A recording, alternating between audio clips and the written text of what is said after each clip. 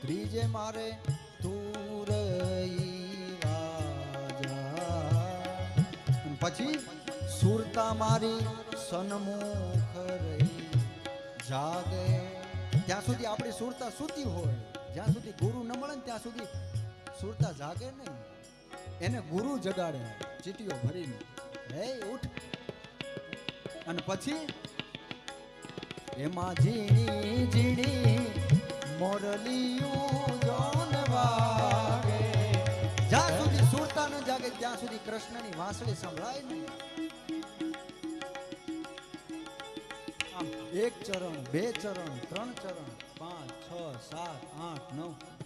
ગુરુજી જેમ એક પિતા પોતાના પુત્રને આંગળી પકડીને જેમ ચાલતા શીખવાડે ને, એમ ગુરુ મોક્ષનો રસ્તો આપણા માટે ખુલ્લો કરે છે.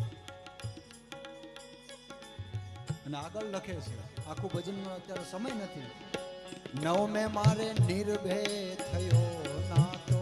જ્યાં 9મા ચરણે પોગે ને ત્યાં શિષ્ય ભય મુક્ત થઈ જાય, કોઈ જાતનો એને ડર ન રહે.